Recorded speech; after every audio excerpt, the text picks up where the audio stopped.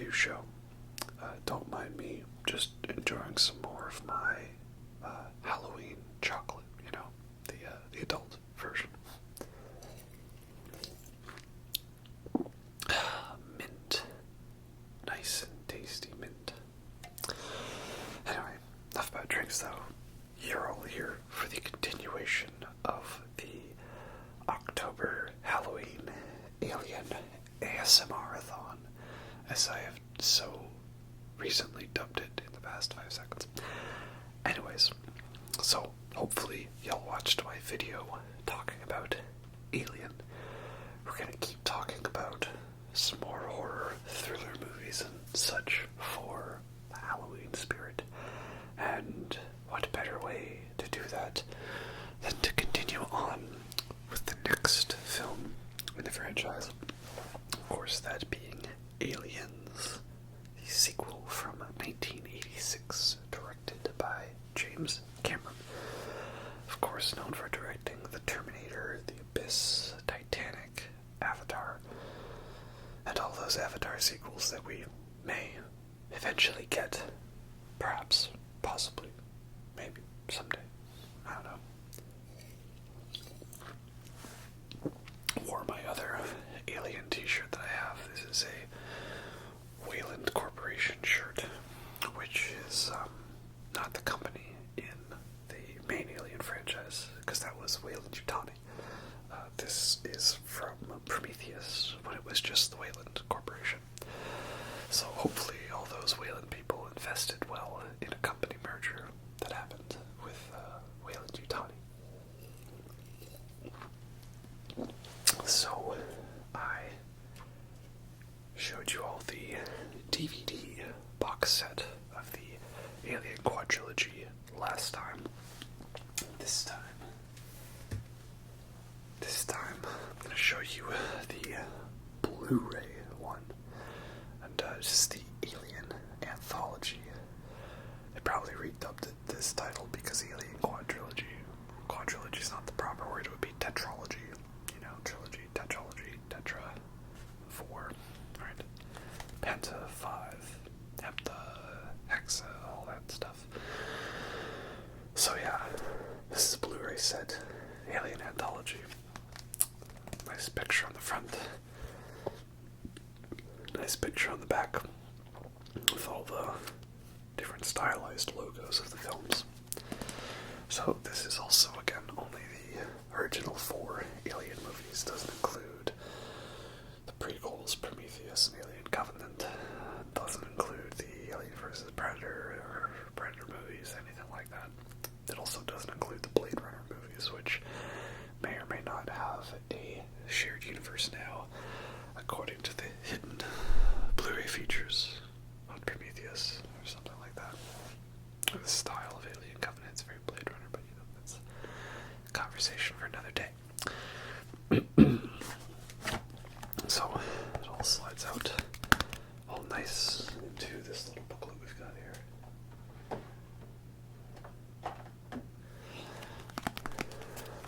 Stylized book with some of the classic H.R. Geiger artwork. And I said Geiger instead of Giger. I told you I was inconsistent on that.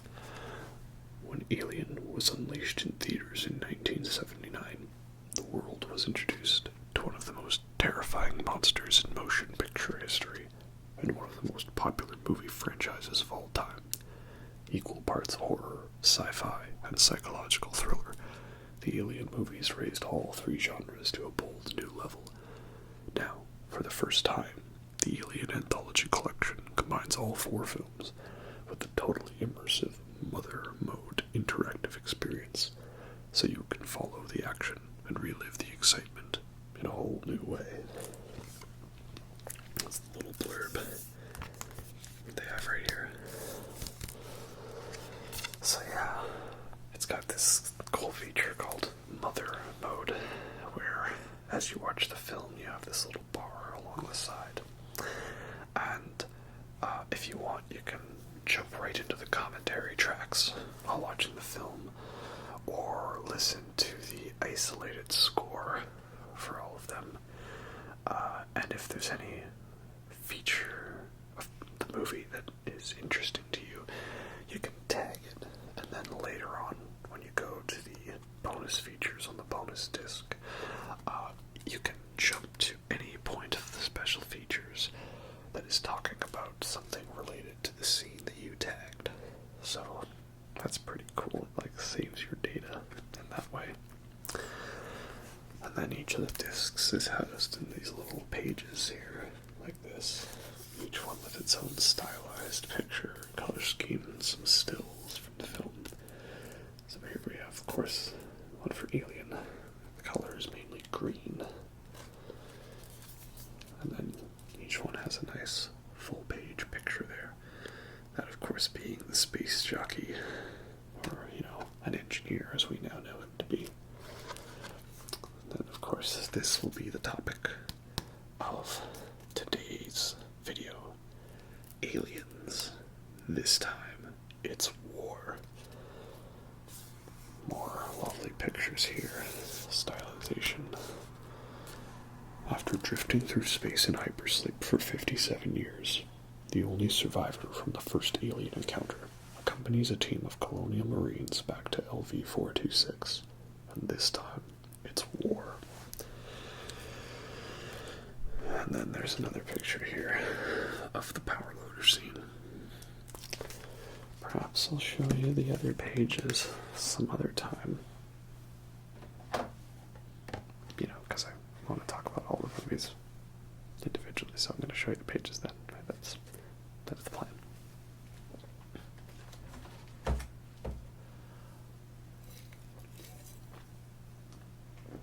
So, Aliens, the sequel to Alien.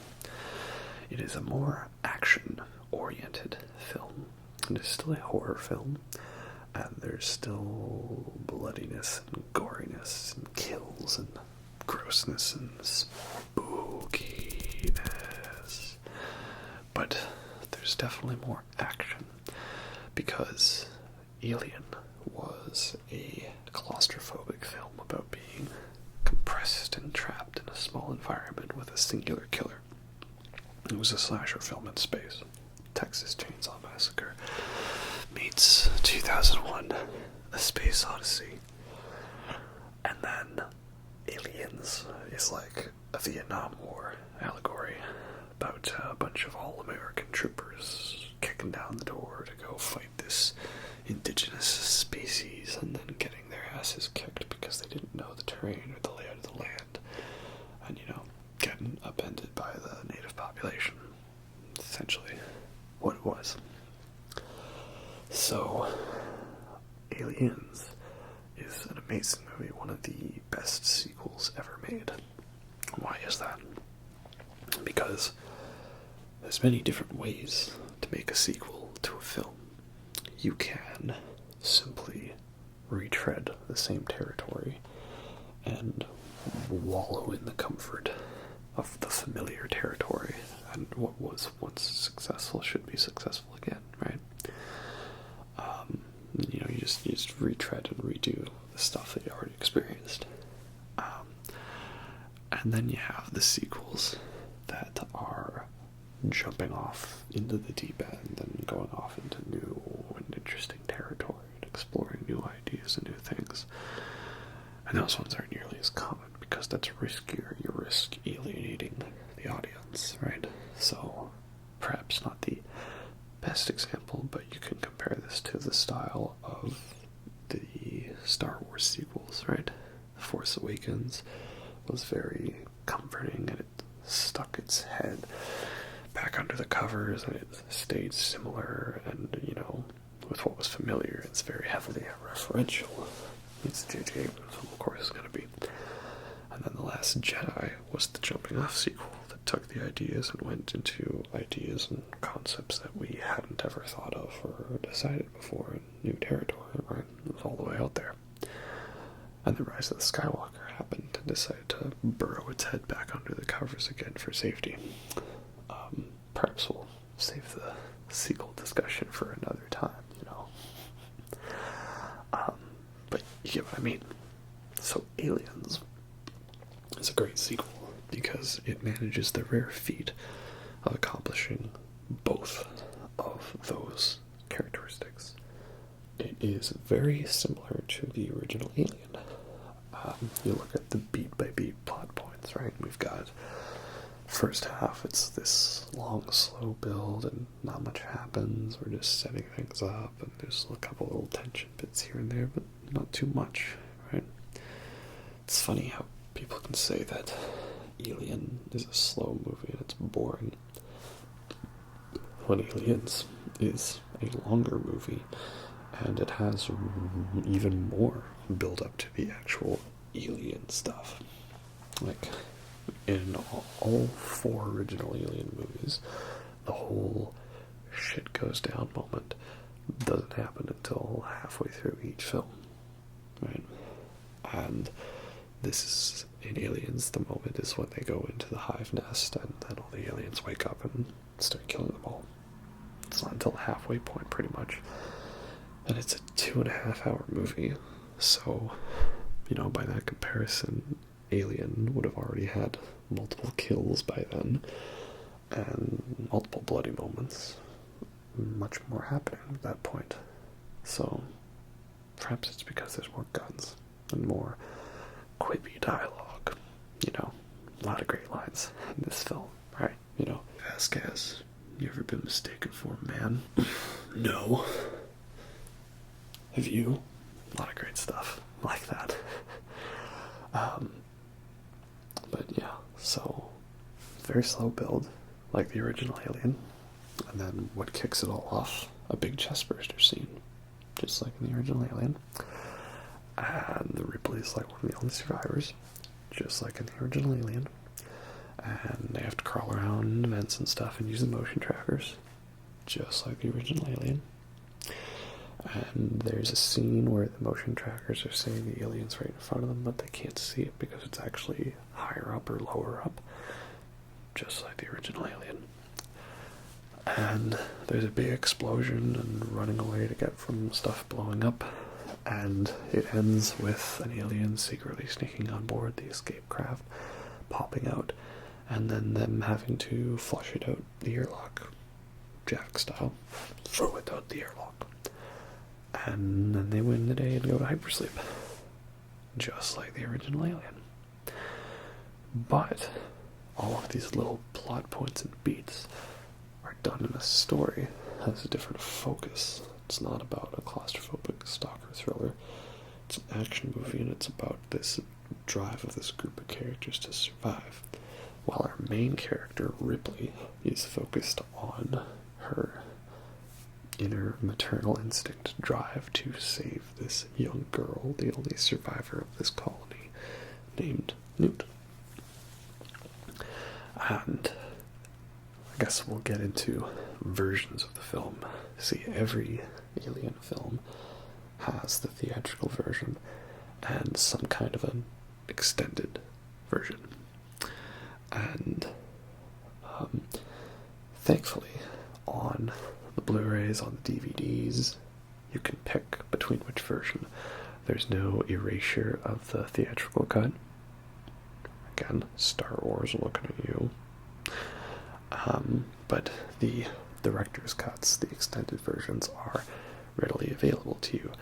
They're not like an obscure version that's only been shown at film festivals or something like that. Right? It's just, you get it, and it's got both of them. It's there for you. And that's how it should be. Allow the audience to choose. Now, I mentioned when it comes to Alien that Ridley Scott feels that the theatrical version is the preferred cut of the film. And that's the one he would prefer everyone to watch. But the director's cut is there either for the fans to see the extra scenes, or it is there if the modern audiences would like something a little more deliberately paced. Now, Aliens, the original cut of the film, was 2.5 hours long, nearly pushing 240, I think. It's quite a long film. But I never really noticed the length of it because it just flows together so well. And once you reach that second half of the film, it's just go, go, go. It's constantly hitting you over the head with one iconic scene or set piece moment after another. There is no letting up. It is a relentless roller coaster. It's fantastic film. It's such a thrill ride. But at the time in 1986, there was the concern as to whether or not a film of such length would be able to make decent box office revenue.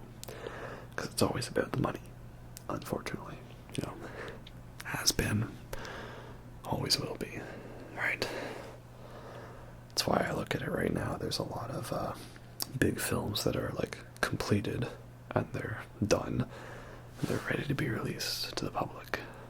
And in some places the theaters are open with lowered crowds, more sanitation, distance spacing and social distancing and all that stuff. And they've been operating and they're open, but theaters aren't releasing these big movies and they just keep pushing the release dates back further and further. And it's not about the concern for safety and about encouraging people to, you know, stay inside or anything like that, because if we were doing that, then we would have just, you know, not just put everything back to the way it was, but hey, now we just wipe things down a bit more, right?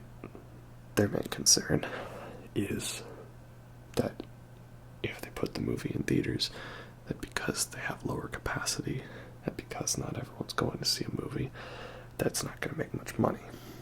So they want to wait for the films to open up at a time when huge crowds can go see it and they can make money. That's how it is. If they were just simply trying to do it at a time when more people could see it, you could easily throw it up on streaming services. Netflix, Hulu, Amazon, all Crave, all kinds of stuff like that. So it is a little disappointing that a lot of theaters are probably going to go out of business because we haven't frozen rent or anything like that. You know, there hasn't been much for government assistance in a lot of countries. Canada's done alright, thankfully. And this means that the theaters are going to try to stay open, not being able to show new movies. People aren't going to want to go to them.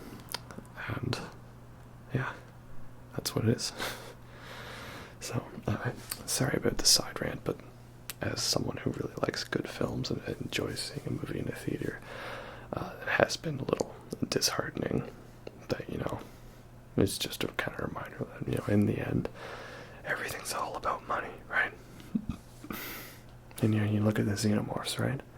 Are they really that bad?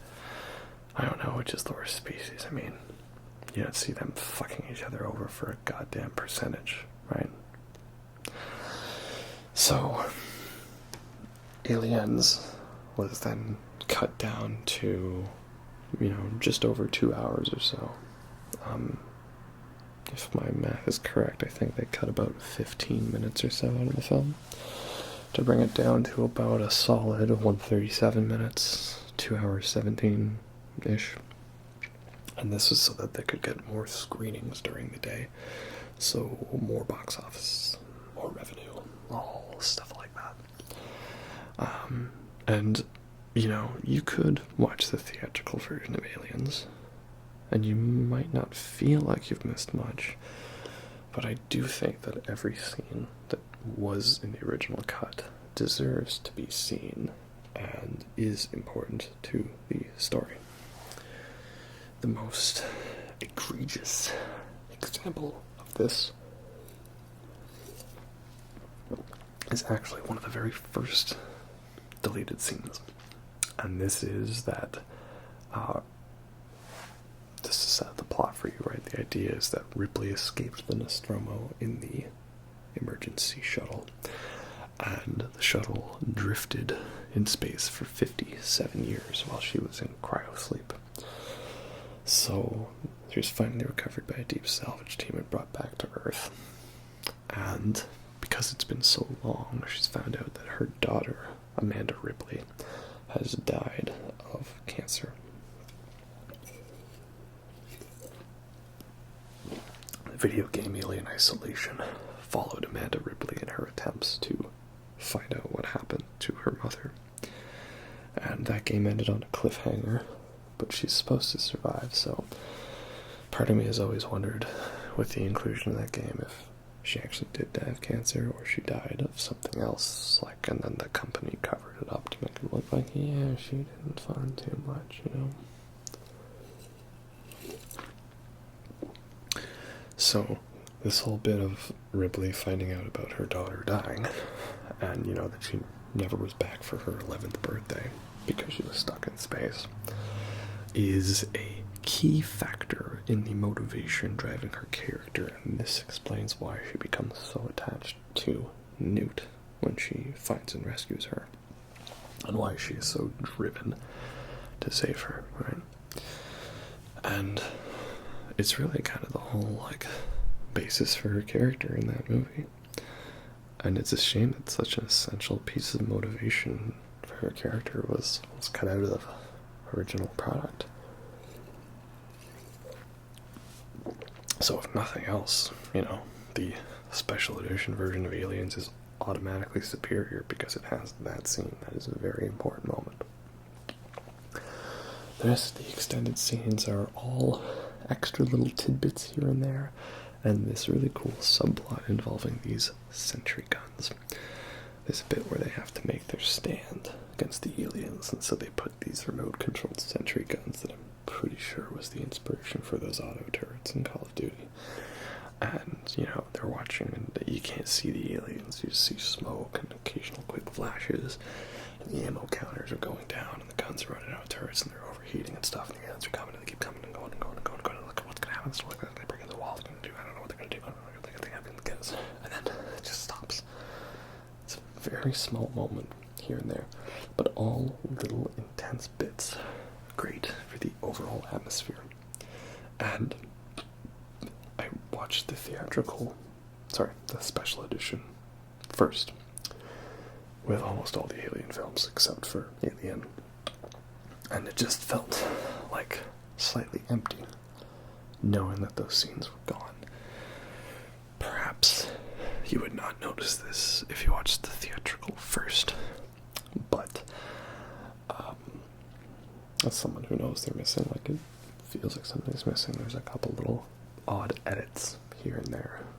Like, they had to cut the scene at a moment, and they couldn't really cut it at the right bit because it was hard to cut it at a moment that, like, you know, cut out the subplot, but still didn't feel too awkward.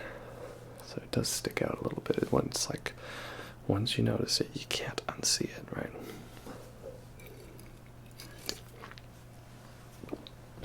So, production notes and design and stuff like that. Well, basically, James Cameron, I'm pretty sure he was the one that wrote the film, because he always wanted to do a sequel to Alien, and he had this good idea to it, and he really pushed for it.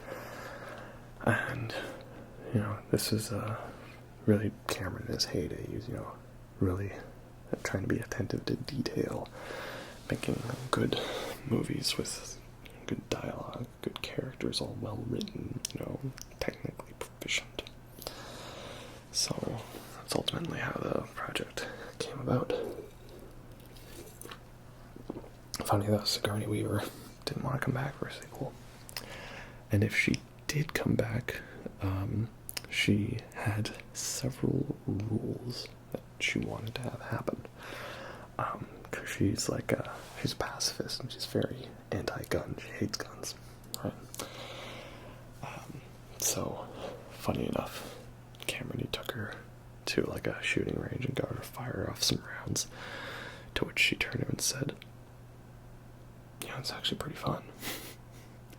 But her demands were, she didn't want to fire a gun, she wanted to make love to an alien, and she wanted to die.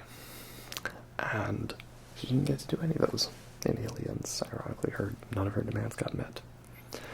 But by the time the sequels to those ones came around, then and she had enough creative control that she got to do all those things. Which, again, we'll get into later. So, aliens, right?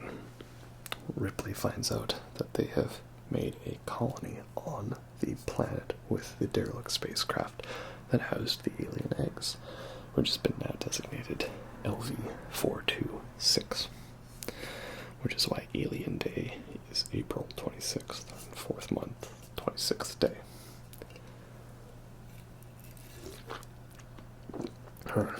And the company doesn't believe her story. Now you truly admit to detonating of the engines and thereby destroying an M-class starship, a rather expensive piece of equipment. $42 million in adjusted dollars.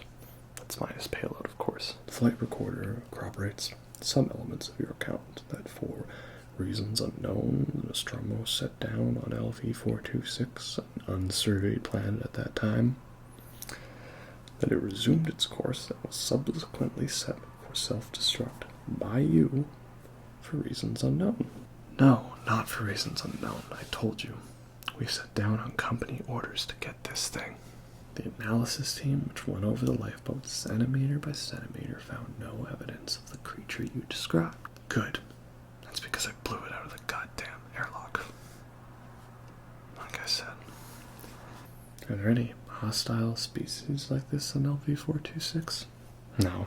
It's a rock. No indigenous life. Did IQs just drop suddenly while I was away? Man, I already told you it was not indigenous. It was an alien organism, a derelict spacecraft. Right? We homed in on its beacon and found something never recorded once in over 300 surveyed worlds. A creature that gestates inside a living human host. These are your words. It has concentrated acid for blood. Yes. Look, I know how crazy this is going to sound. Thank you, TARS. That will be all. We don't need you to recite the entire script. No, please. I really want to do it. I probably could do this whole thing from memory. No, really, TARS. It's not working out. So can you just get back to ranting something else about the movie, please? Okay, fine. What I do find interesting was that there was a 3-hour something conversation they had talking about them landing on this planet, finding the spacecraft, and not once to the topic of the fact that, oh yeah, there's a colony there the whole time. Not once did that come up in conversation.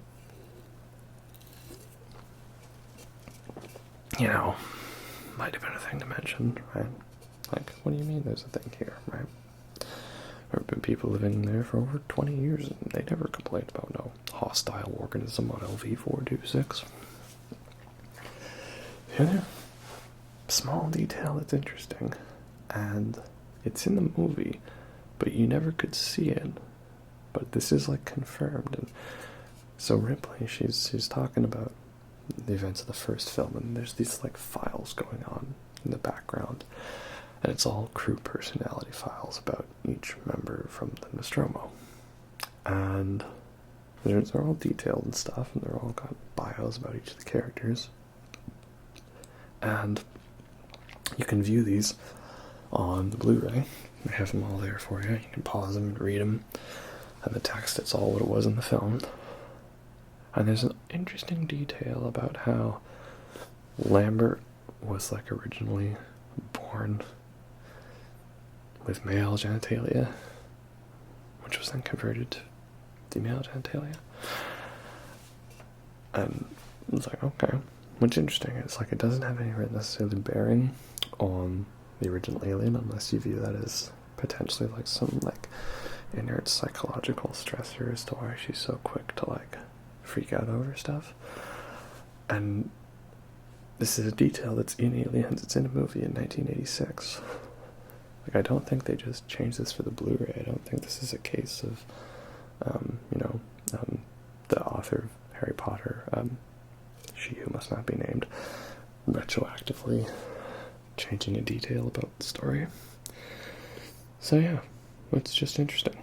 It's just a detail that's like there, and it was always there and none of us knew, so okay, sure. So yeah, it's sort of like about the Blu-ray. You find all these odd little tidbits and details.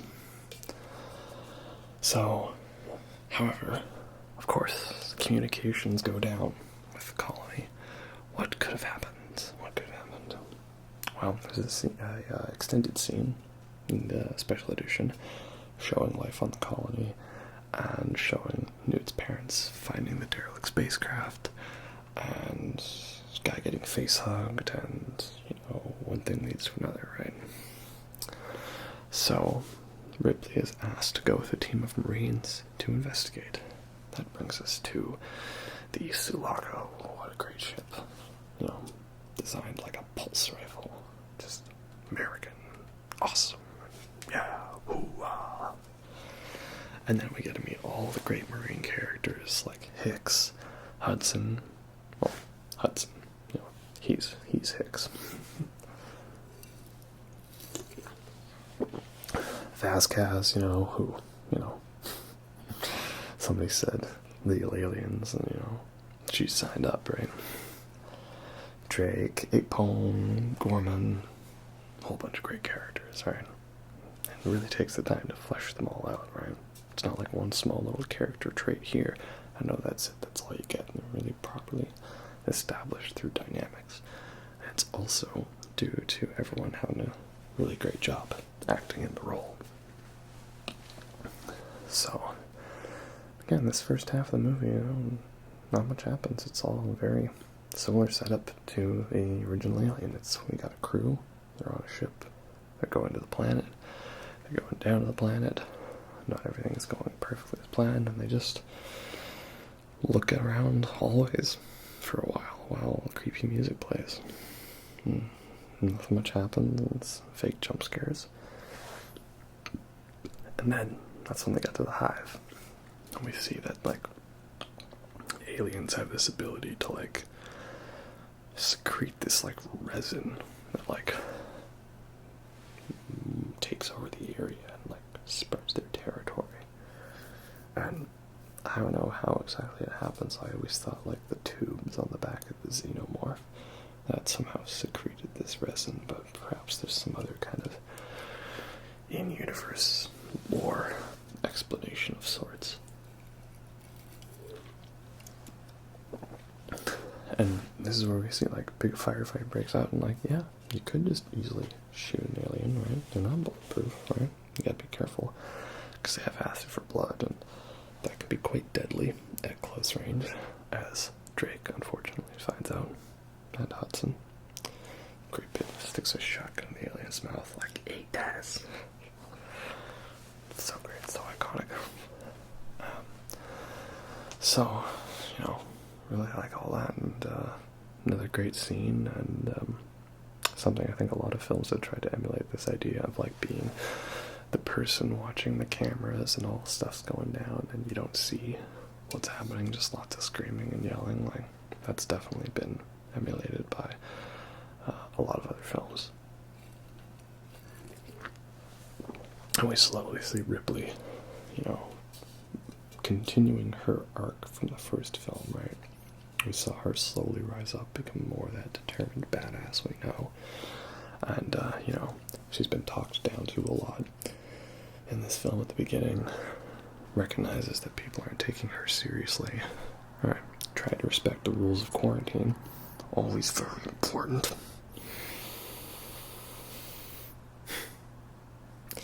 And yeah, and eventually starts taking command of the operation when Gorman, their lieutenant, is knocked out. Though, there was one thing that was like a small detail, and again, it's kind of like to do, similar to how Alien couldn't show everything perfectly because of the limitations of special effects. And it's apparently when the dropship, you know, gets attacked by an alien and it crashes, it's meant to destroy their APC carrier as well. It's not really shown too up close in detail, it's kind of in the background, and they just kind of casually offhand mention it. And I always kind of thought, like, oh, if this place is going to explode, because, you know, you fired your weapons and destroyed the cooling unit, why don't you just drive real far with the APC, right? Just drive. But obviously it was a large blast area. And that leads me on to the topic of aliens, colonial marines.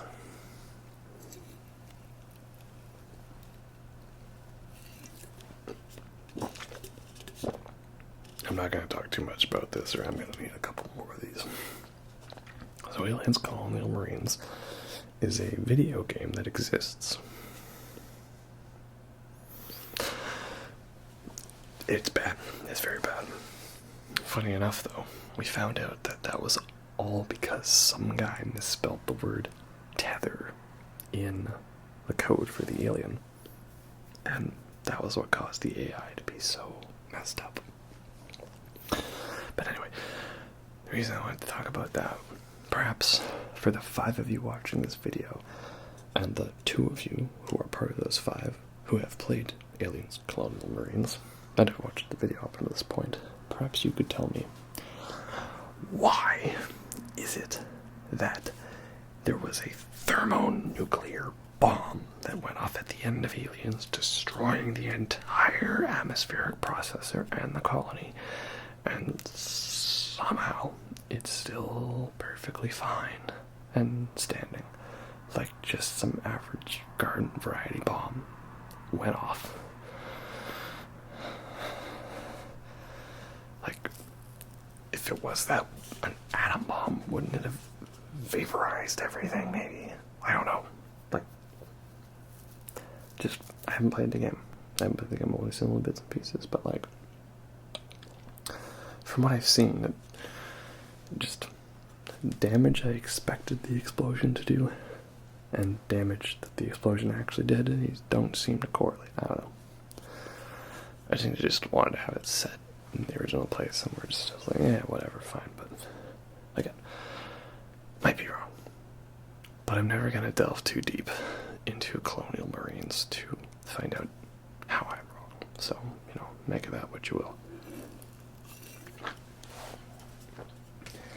And as someone who actually likes Alien 3, and the fact that Newton Hicks died, the DLC for Colonial Marines makes me even more furious.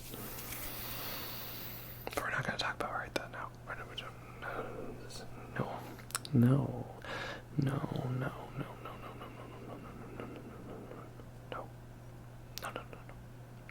Aliens. Good movie. Yes. So, the whole second half of the movie is like them locking themselves down in the colony, the living area, and knowing that the aliens, when it's dark, that they're gonna make their way over from the atmospheric processor to come and get them. So they lock the whole place down. Again, not too much happens again. A lot of waiting around for stuff to happen. But there's little bits here and there that are pretty intense, like a bit where it turns out the company man, who's only in it for the money, is a secret asshole, and he set the facehuggers on Ripley and Newt loose, hoping that they would get infected, and they could get back in time, and he could freeze them and preserve an alien specimen. I mean, that plan definitely would not have worked, but do you think that Burke was desperate enough that he would try that plan? Yeah, I could see him doing something like that, completely out of sound logic. Plus, if this last year has shown us anything, it's that dumb characters in horror movies are actually smarter than a lot of real-life people in life and death scenarios. Am I right?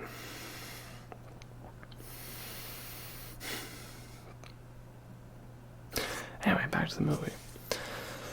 We get this great set piece where, like, the aliens cut the power. What do you mean they cut the power? Man, they're animals. And it's all red lights, and it's dark lighting, and this is xenomorph popping up all over the place, and they're fighting them off, and lots of those great last stand moments.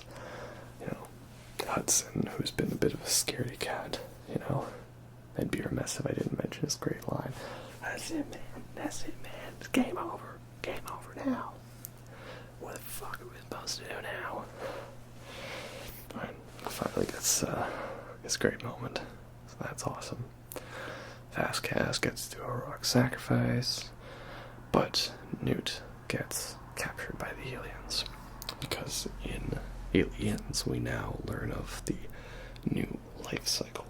That is the life cycle that was not planned, but was allowed to happen because the whole person turning into a cocoon thing was cut from the original alien. And that is that there is a queen alien which lays all the eggs, and then the aliens are drones for the queen. They bring hosts to be cocooned and then implanted with the embryos from the facehuggers so that they can make more aliens, you know. It's like ants, right? Ant hives, right? Not bees. No, bees. Bees have hives, right? It's like one big one. Runs the show, right? She's big, she's fat ass. But these things ain't ants, man. So yeah, Ripley does this heroic moment where she goes into the hive, and such a great scene.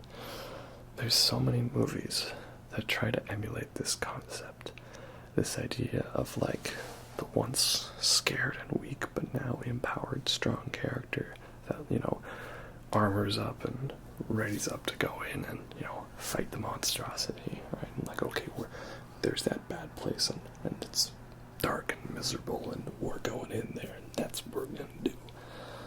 There's a lot of great movies that have moments like that. Underwater, Ready or Not.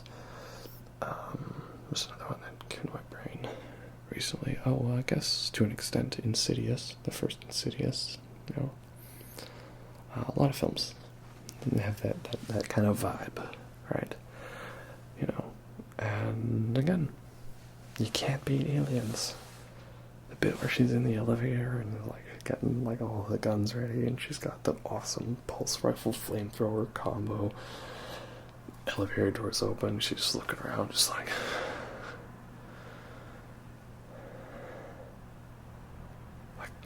oh, so iconic, man. You can't top it. Though, one thing I always like is when she's trying to push the elevator buttons faster, you know, come on. Like, that's just me. Anytime the elevator's taking too long, I feel that vibe, right? It's a Monday morning vibe. So, we get to see the alien queen in all its glory. It's all practical, right? Such great effects in this movie. So many of them hold up very well. Couple shots with some of the blue screen composites with the models, perhaps, you know, serviceable at the time. A little dated now by today's standards, but it's kind of how it was. You know, you had to try to get those really complex shots with spaceships, right? You had your 3D model spaceship and you had it all blue screened, and then you weren't actually moving the camera, you were like rotating the model and then cutting out the blue screen and replacing it with your star field or your footage of the planets. And this gave the illusion of it flying through space. But to do those complex 360 panning shots, right? Like the shot of the dropship, it first, like, you know, descends out of the Sulaco, then we pan past it to go to a review of the ship as it goes around the planet. Like, that's pretty difficult to do with this blue screen compositing. So it's a little obvious, you know, that like the ship is a model and the background was not actually there, that it was added in later. But then you get to stuff like the Queen Alien, where it's like this full-size puppet with like two guys built into the inside of the suit to operate the mini arms, and then a giant animatronic head with like a whole bunch of operators and like all this smoke and stuff going off, and this whip in the background for the tail, and like the sludge of the egg sack. Like, that's the kind of stuff that even I love me some good CG, but it's really difficult to top the way that thing feels. And like you can hear its gnarly breathing, like the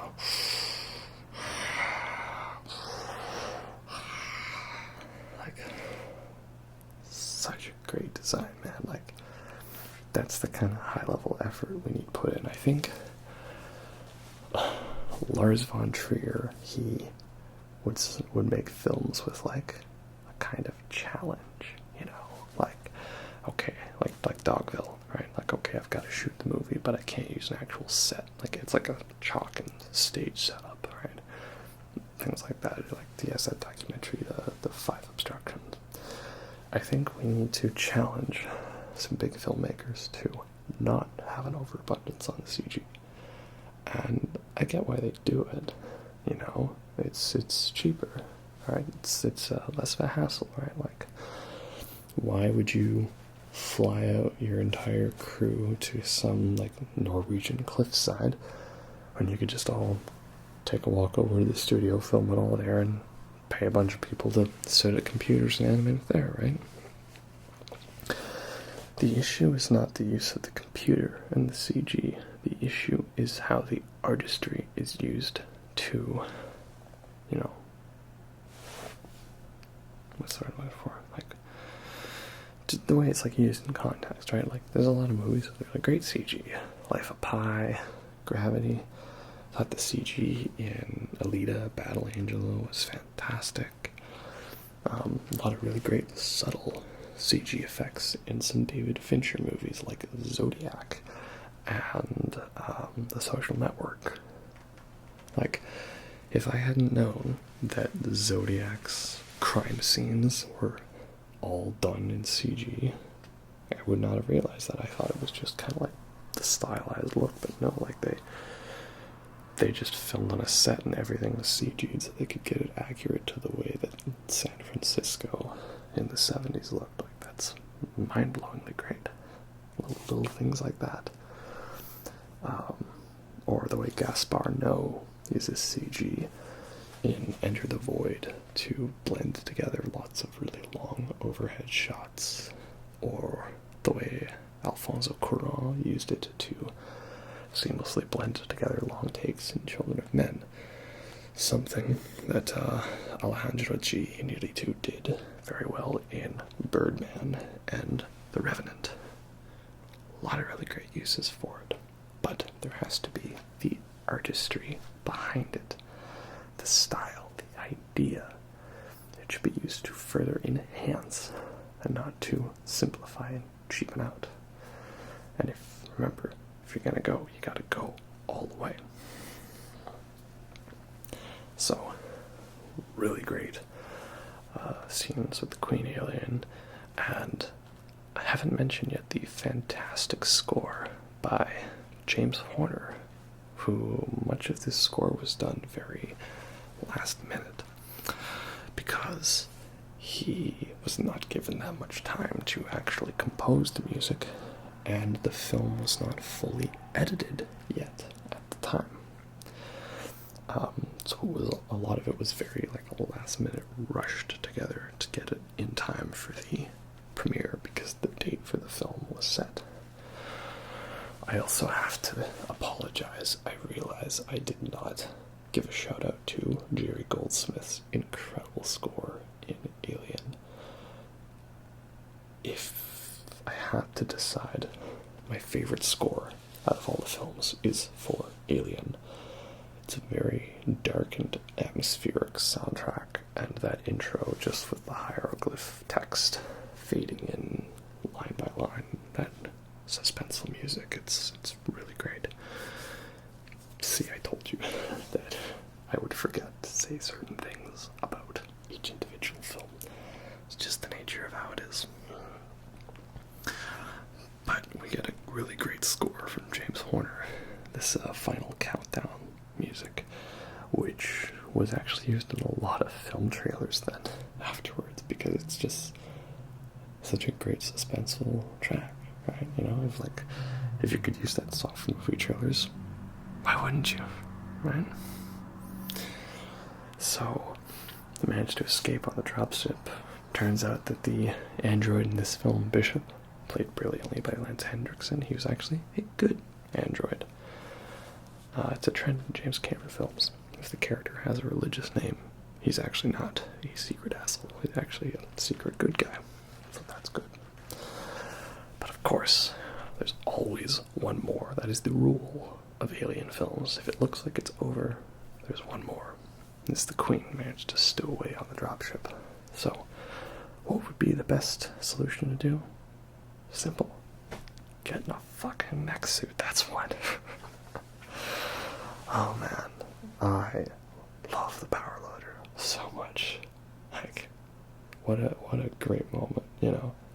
Culmination of everything in the film. And this is the moment where she ultimately rises up even further, gets in a power loader, walks out dramatically.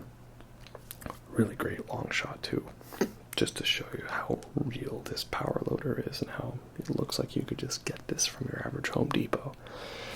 And of course, walks up in the iconic line, "Get away from her, you bitch." So anyone who says, you know, that Aliens is a bad sequel, just, you're wrong. So what's great about that scene in Scream 2, when Randy's trying to argue about that sequels are always inferior, and there's the one guy and he throws out the two obvious choices, right? The obvious choices for best sequel ever is Aliens and Terminator 2.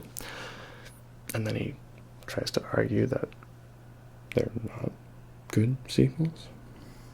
Like, I understand, like, you know, if you like Terminator 1 or Alien better than Aliens and Terminator 2, I prefer Terminator 2 and Aliens camp. Though not by much, though. Some people kind of think that if you like one better than the other, that means one's up here and one's down here past the visibility of the camera.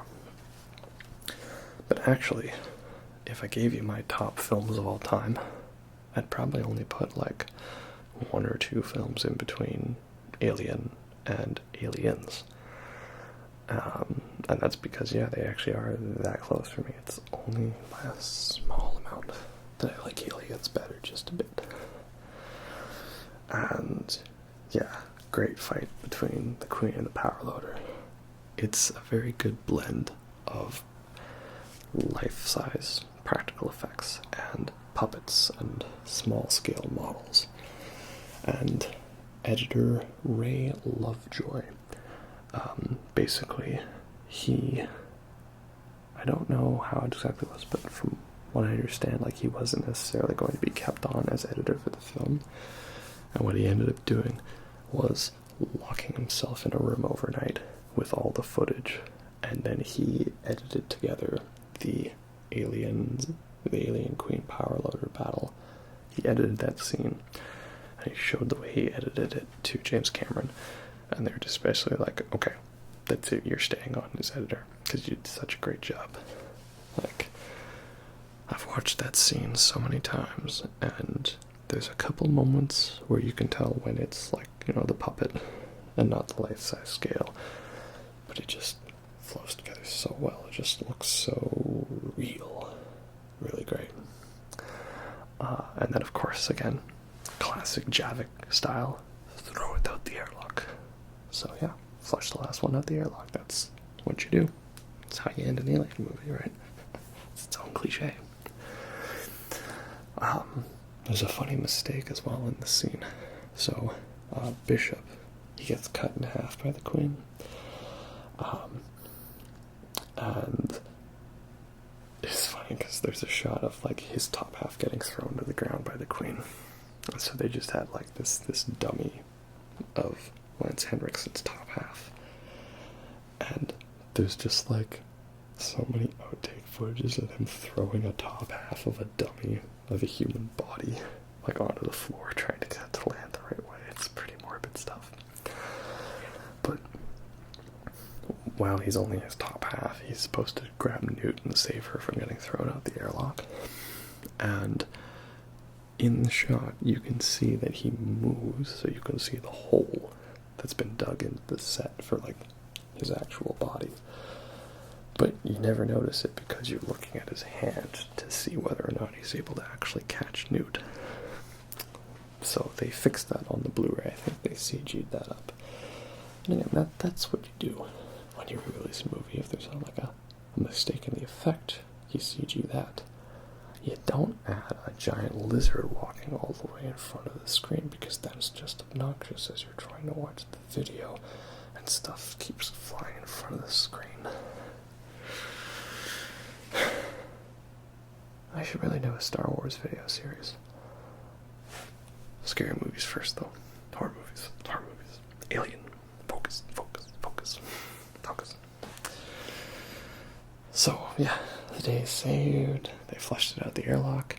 And then that scene would live in infamy as a young Peter Parker would remember it for an important moment.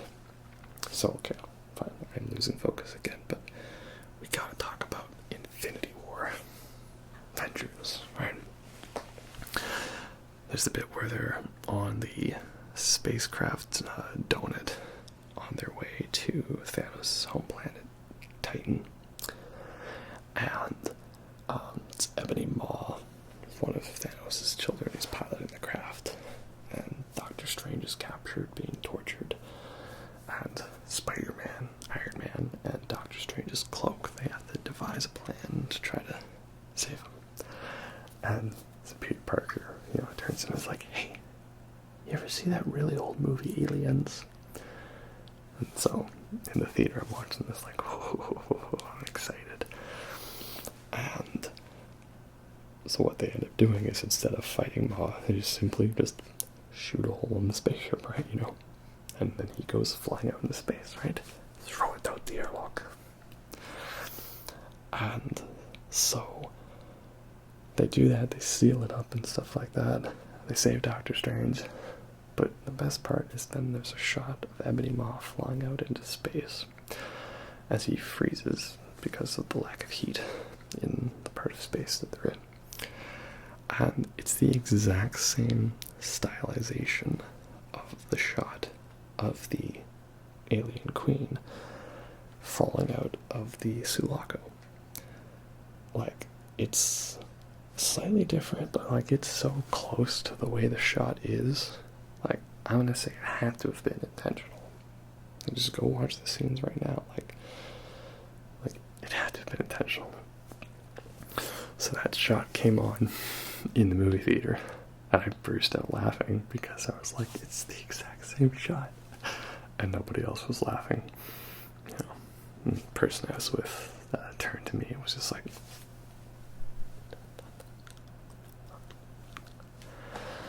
so, oops. It's like when I had to take my sister to see Breaking Dawn, Twilight, and I was laughing at a bunch of jokes in the movie, but nobody else was laughing. And then my sister had to point over and tell me, hey, that's actually not a joke, it's not supposed to be funny. I was like, oh. But it was so hilarious. So, anyway, yeah. That is Aliens, man. What a great film. Just a solid thrill ride. I just really want to go watch it again now. It's a 2.5 hour movie, and I feel like I can just throw it on and watch it like it's nothing. I just jump right into it, man. It's great. They really don't make them like that anymore. Everyone's tried to make the next Aliens. So many things emulate the style, concept to it, and it's never gonna happen, man. It's a once in a lifetime thing, that's how it is. Okay, this is my last moment to think about something. If I have anything else to say, because I gotta say it now, so that it ends up on the video. Because if it doesn't, then I'm gonna have to say it in another video, and then I'll regret not saying it now.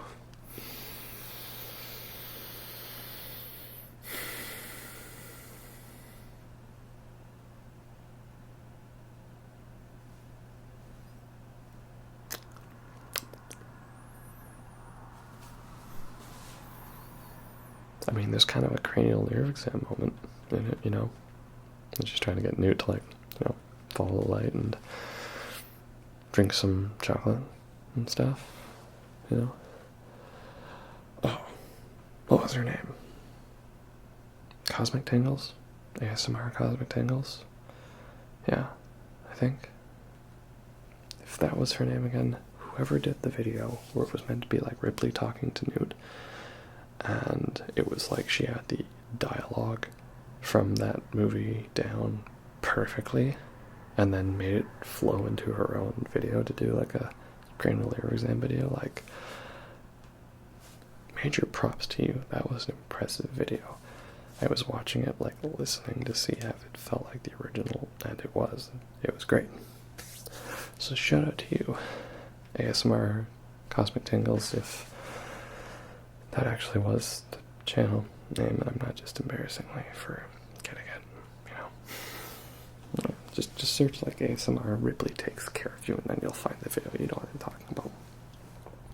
And also, while we're at it, shout out to Ephemeral Rift for having lots of great alien xenomorph related type videos. So, Aliens, awesome. Alien, awesome. 2 perfect films. But what happened next was something interesting, to say the least, you know, shall we say.